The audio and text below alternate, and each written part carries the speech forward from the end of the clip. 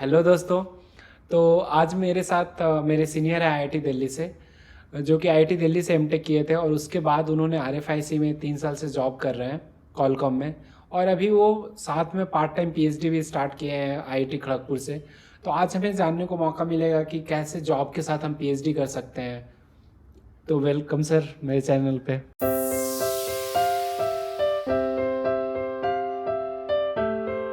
Hello everyone, and thanks again Jitender for giving me opportunity on this particular platform to talk about how to pursue part-time PhD for a working professional.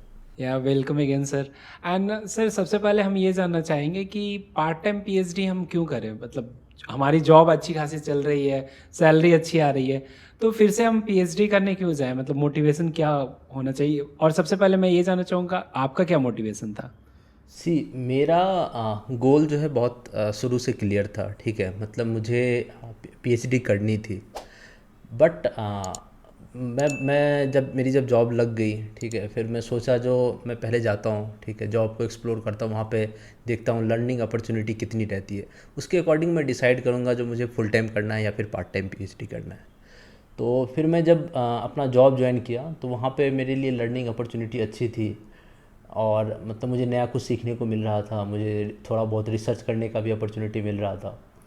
तो फिर उसके बाद मैंने decide किया जो एक part तो मेरा अच्छा है, ठीक है, मुझे थोड़ा डीपर रिसर्च करना है और ज़्यादा नॉलेज इन्हांसमेंट करनी है। तो फिर मैं क्यों ना पार्ट टाइम पीएचडी के लिए ट्राई करूं। तो मैंने इसके बारे में थोड़ा बहुत पता लगाने की कोशिश की, जो हम वर्क करते हुए कैसे आईआईटीज़ के थ्रू जो है पार्ट टाइम पीएचडी कर सकते हैं।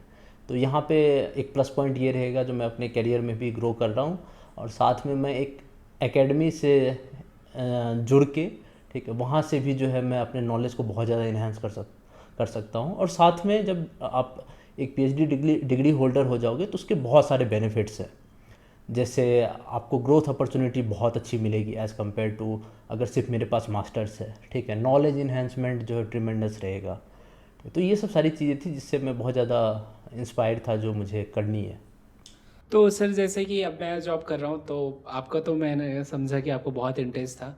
बट अगर मैं पर्टिकुलरली, अभी हम बात भी कर रहे थे आपसे पहले कि अगर हम प्रिंसिपल इंजीनियर या बनते ज़्यादा टेक्निकल रोल में जाते हैं तो पीएचडी बहुत ज़्यादा हेल्पफुल होता है। हाँ। तो ऐसा नहीं है कि हम पीएचडी कर रहे हैं तो केवल हम आईआईटीज़ में जाके प्रोफेसर ही बन सकते, उसके साथ ये भी है। आप इसके बारे में कुछ बताना चाहेंगे। अगर आप सेमी कंडक्टर इंडस्ट्री की मैं बात करूँ और पर्टिकुलरली मैं जिस टीम के लिए वर्क कर रहा हूँ, तो एक्सटेंडेड टीम्स अलग अलग लोकेशन पे होती है। सैन डिएगो हो गया, फिनलैंड हो गया, या फिर जैसे इंडिया में है बेंगलोर में। तो मैं जब बाहर का कल्चर देखता हूँ आउटसाइड इंडिया, तो वहाँ पे ऐसा रहता है जो रेयरली मैंने आज तक कोई भी ज्वाइनी को देखा है, ठीक है, जिसके पास पीएचडी डिग्री ना हो। ठीक है, मेरी एक्सटेंडेड टीम सैन डिएगो में है और वहाँ पे ऑलमोस्ट मैं अगर 15-20 एम्प्लॉय को अगर देख रहा हूँ तो उसमें एक सिंगल पर्सन नहीं है जो जिसके पास पीएचडी डिग्री नहीं है। तो फिर मतलब मैंने वहाँ से जानने की कोशिश करी जो मतलब बाहर में पीएचडी डिग्री की प्रेफरेंस इतनी ज़्यादा है, और हमारे इंडिया में मतलब just to join the academy, ठीक है, लोग पीएचडी डिग्री जो है परस्यू करते हैं। फिर मुझे पता चला जो डिग्री सिर्फ पढ़ाने के लिए नहीं की पीएचडी किया जाता है, ठीक है, वो आपको आपके वर्किंग रोल में भी जो है बहुत ज़्यादा बेनिफिट करेगा। एक तो मैंने बताया जो आपकी लर्निंग जो है बहुत ज़्यादा इम्प्रूव होगी। सेकंड थिंग क्या होता है, जब आप सीनियर पोजीशंस में जाओगे, मे बी आप टेक्निकल रोल में प्रिंसिपल इंजीनियर बन रहे हो या कुछ भी, तो उस पर्टिकुलर रोल्स में जब जाओगे तो वहाँ पे डिग्री भी मैटर करेगा। सपोज मीन्स लाइक मैं दो दो एम्प्लॉय हूँ, ठीक है, हमारी परफॉर्मेंस दोनों की सिमिलर है, but since like higher positions पे ओपनिंग लिमिटेड रहती है, तो वहाँ पे जब प्रमोट किया जाएगा तो वहाँ पे पहली प्रेफरेंस उसको दी जाएगी जिसके पास हायर डिग्री है। तो वहाँ पे ये जो है एक बहुत प्लस पॉइंट आपके लिए रहता है। और साथ में जैसे ही सपोज मेरी डिग्री कंप्लीट हो जाएगी तो उसके बेसिस पे मुझे कंपनी से बेनिफिट्स जो है और ज़्यादा मिलेंगे, क्योंकि मैं अब डिग्री वाइज भी जो है एक पोजीशन बाकियों से जो है ऊपर हो चुका हूँ। Okay sir. तो जैसा देखा दोस्तों कि आपको टेक्निकल रोल अगर करना है, प्रिंसिपल इंजीनियर जाना है, फेलो बनना है, तो बहुत ज़्यादा मैटर कर जाता है अगर कोई पीएचडी नहीं किए हैं उनके कंपेरिजन में। और एक दूसरा चीज़ और भी होता है, कितने लोग का इंटरेस्ट होता है कि भाई हम शुरू के कुछ साल हम कंपनी में काम करेंगे, like may be up to 45 age, and उसके बाद अगर हम मुझे एकेडमिक में जाना होगा तो उसके लिए भी एडवांटेज रहेगा कि आपके पास पीएचडी डिग्री है। और आप अच्छे जगह जा सकते हो। जैसा कि मैंने आईआईटी दिल्ली में देखा था कि हमें जो मेमोरी डिज़ाइन पढ़ाते थे वो सिर्फ सैमसंग से फिर आके परमानेंटली आईआईटी दिल्ली में प्रोफेसर बन गए। तो ये दो मेन रीज़न है जो हमें पार्ट टाइम पीएचडी करने के लिए मोटिवेट करते हैं। तो अभी एक क्वेश्चन आता है कि हमें जैसे कॉलेज में क्या होता है कि स्टाइफन मिलता है जो भी पीएचडी करते हैं, या तो पीएमआरएफ के थ्रू या नॉर्मल पीएचडी के थ्रू। बट यहाँ पे कितनी फ़ीस लगती है अगर हम, क्योंकि वो तो स्टाइफन हमें मिलेगा नहीं, हम फुल टाइम कर नहीं रहे हैं, कितनी फ़ीस यहाँ पे देनी होती है? अगर मैं फ़ीस के टर्म में बात करूँ तो पहले तो पार्ट टाइम में आपको कोई स्टाइपेंड है नहीं, बट यहाँ पे क्या है, आपके पास अर्निंग है और सैलरी आप स्टाइपेंड के से अगर कंपेयर करोगे तो बहुत ज़्यादा है। ठीक है, मतलब नॉर्मली अगर आप फुल टाइम एम्प्लॉय हो तो सैलरी अच्छी खासी रहती है, और फीस जो है पर सेमेस्टर कुछ 25,000 होती है। ठीक है, तो वो उसके लिए आपके पास दो ऑप्शन है, या तो आप सेल्फ स्पॉन्सर कर लो, ठीक है, मतलब वो फीस आप खुद से पे कर दो, या फिर एक ऑप्शन रहता है जो आप कंपनी से स्पॉन्सरशिप ले सकते हो, तो जो भी फीस आपकी लग रही है कंपनी पे करेगी। तो दोनों में प्रॉस एंड कॉन्स ये है, अगर कंपनी आपकी फ़ीस पे कर रही है तो फिर आपके पास एक बॉन्ड साइन हो जाएगा। ठीक है, जो डिग्री कंप्लीसन के बाद जो है आपको कुछ पर्टिकुलर ईयर जो है कंपनी को सर्व करना ही पड़ेगा। ठीक है, अगर आप मतलब वो नहीं करते हो तो सारी फीस रिटर्न करनी पड़ती है, और अगर आप खुद से कर रहे हो तो नो डाउट मतलब आपके जेब से वो पैसा जा रहा है, बट वहाँ पे प्लस पॉइंट ये है जो कंपनी से आप जो है बॉन्डेड नहीं हो। तो दोस्तों अगर आपको फुल टाइम पीएचडी करना है तो उसके लिए मैंने ऑलरेडी वीडियो बनाया हुआ है, आप ये वीडियो देख सकते हो, जो कि आईआईटी रुड़की में भी प्रोफेसर भी बन गए हैं, पीएमआरपी के थ्रू गए थे। अब एक क्वेश्चन आता है कि अब मान लीजिए कि मैं पार्ट टाइम पीएचडी तो करना चाहता हूँ, बट क्या पहले अगर हम खुद से स्पॉन्सर कर रहे हैं, हम कंपनी से स्पॉन्सर नहीं करवा रहे हैं, तो भी हमें परमिशन लेना होता है कंपनी से? हाँ देखो, सबसे प्राइमरी चीज़ जो रहती है पार्ट टाइम पीएचडी के लिए, मोस्टली मैं आईआईटीज़ की बात करूँगा, ओल्ड आईआईटीज़, तो क्योंकि मैंने उसको टारगेट किया था, तो उसमें ऐसा सीन है जो आपको कम से कम 2 साल जो है अपनी एम्प्लॉयमेंट का कंप्लीट करना होता है। ठीक है, मतलब वो ऐसा एक्सपेक्ट करते हैं जो 2 साल में आप थोड़ा रेलेवेंट स्किल जो है डेवलप कर लो, उसके बाद आप डिग्री परस्यू करने के लिए हमारे पास आओ। तो जैसे ही आपके पास 2 साल कंप्लीट हो जाता है तो फर्स्ट स्टेप रहता है जो आपको कंपनी से एनओसी लेनी पड़ती है। ठीक है, तो एनओसी तो आपको एचआर दे देगा, बट उससे पहले आपको अपने हायरार्की है उसमें परमिशन लेनी पड़ेगी। सपोज आपका जो मैनेजर है या आपके जो डायरेक्टर हैं, जो आपके वीपी हैं, तो इन सब के थ्रू जो है वो अप्रूवल जाएगा। सब अगर अप्रूव कर देते हैं जो हमारा हाँ एम्प्लॉय जो है हम विलिंग दे रहे हैं जो ये जाके डिग्री परस्यू कर सकता है, तो उसके बाद आप जाके सिंपली उस अप्रूवल के साथ कंपनी से एनओसी ले सकते हो, और उस एनओसी को जो है आपको कॉलेज में एप्लीकेशन फॉर्म के साथ सबमिट करना होता है। ओके। तो क्या लगता है कि अगर कोई जनरली, सपोज मैं इंटेल में हूँ या कोई किसी और कंपनी में है, तो क्या लगता है कि हमारे जो सीनियर्स होते हैं, हायरकी होते हैं, वो इस चीज़ को सपोर्ट करते हैं या ऐसा करते हैं कि हम पीएचडी ना करें? जी, मैंने मोस्टली ये चीज़ें देखी हैं। ठीक है, कंपनी भी जो है अगर आप एकेडमी के साथ जुड़ के कुछ करना चाहते हो तो उसके लिए कंपनी भी जो है वो बहुत अच्छा सपोर्ट अपनी तरफ से देती है, क्योंकि उसमें उनका भी बेनिफिट है। एक तो आप एकेडमिक पार्ट से जो है नई नई चीज़ें सीख के आओगे, जिसको आप यहाँ पे अप्लाई करोगे तो वो टीम के लिए बेनिफिशियल पार्ट रहता है।